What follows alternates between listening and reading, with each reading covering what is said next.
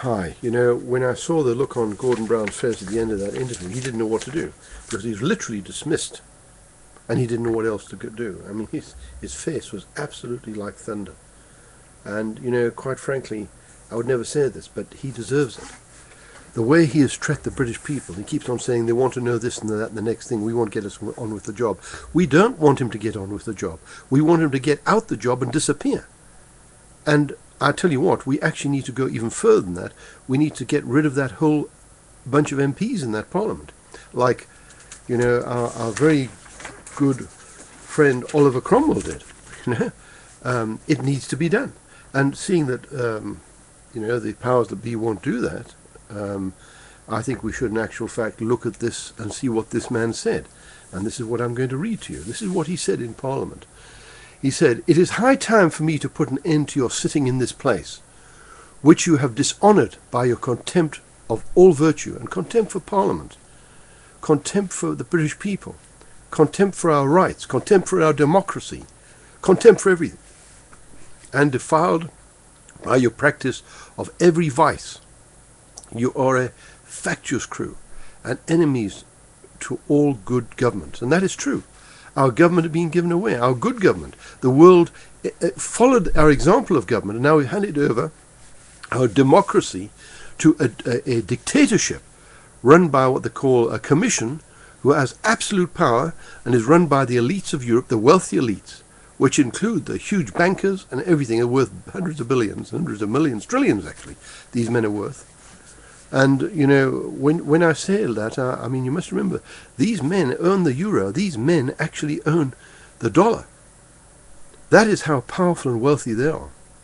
It goes on to say, "Ye are a pack of mercenary wretches, and would, like Esau, sell your country for a mess of pottage, and like Judas, betray your God for a few pieces of money. Is there a single virtue remaining amongst you? Is there one vice you do not possess? You have no more religion than my horse." Now, some people sneer at beliefs in Yahweh and the God of the Bible, but you know, I can prove to you that he's there and very powerful. And men who have beliefs will not do this sort of thing to their people because they'd be too scared of the God. But these men couldn't care. They've got their money on, as he said, gold is your God. That's what they've got the money on. That's what their eyes are on, is the gold. "Which of you have not bartered your consciences for bribes?" And I tell you what, it's very hard not to find it. Even in the House of Lords, what have they found? They found these people are taking bribes and money to push lords through. That is wrong. And that's what's going on in Europe. You know, they've got these groups that go around and fight for various beliefs, various things. So now even our health foods are under threat. "You are grown intolerably odious to the whole nation. You were deputed here by the people to get grievances redressed. Are yourselves gone?" In other words, you know, they were put there by the people to help them get grievances and things redressed. We've had a grievance with these people for years now, and it's going on about Europe. And they have dodged every reference to it. I couldn't even get replies when I phoned the Conservative and Liberals about what had happened to all this money, the 95%. So, take that shining bauble there and lock up the doors. In the name of God, go. And that's what he said. You know, the man describes it. And, you know, it fits to our present day situation in this country, in Britain, where our country has been undermined and destroyed. We've only got the banks left, and the banks are destroyed, actually. You know, I mean, he's taken 2.45 trillion, not billion, not million, 2.45 trillion. That's to the power, I think, of 12. It's a lot of numbers, you know. I mean, and every man jack in this country now owes £50,000. £50,000 to save a few banking families. We should let those banks go and put that money where we should have put it, into the things that we need to re-establish. Now we've got nowhere to go, and the banks have got all our money, and he's about to give another 50 billion to them. You know, what is? I keep on asking, what on earth is in it for him? For goodness sake, we've got to check this out. Maybe there's nothing, but I mean, there's something going on here. This is craziness. You know, what we're doing is rewarding these people who've squandered all this money. on things. I mean, this wasn't a 5-minute position, actually. I mean, I've got a book here, and here it is here. It was written, called, you can see it, The Great Reckoning, and it was written by these people here. I don't know if you can see the name, but it's James Dale Davidson and William Rees-Mogg, who actually lay out this whole scenario.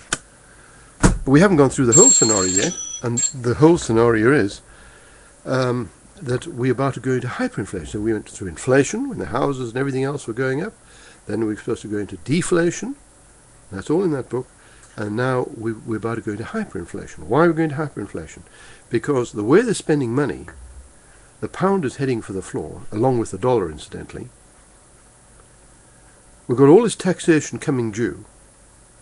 I don't even know whether, people are going to be able to come out.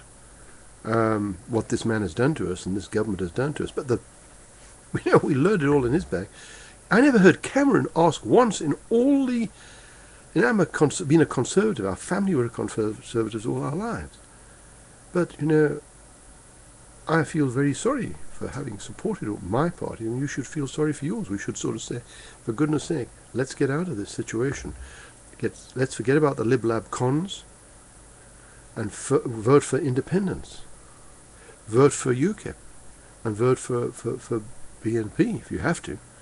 But, I mean, I hate to see them get into power, but we've got to break up this monopoly. And, the other thing is that all these things that they've done, signing away all the rights, as he said in that article there, he was there. They were there not to betray us, but to look after our rights. Instead of that, they've handed this over.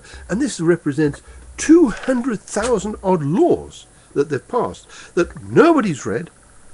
And when you speak to some of these MEPs, they say, well, it was so thick we couldn't read it. And, and one man who I knew very well, he was asked, and they said, well, isn't it about time you read them? And one said, well, we don't get time. But I asked those people over there, they said it was a good idea. And this is how they're voting on it. And then it comes into our British Parliament. They wink them through. Rubber stamp everything. So now we're in trouble.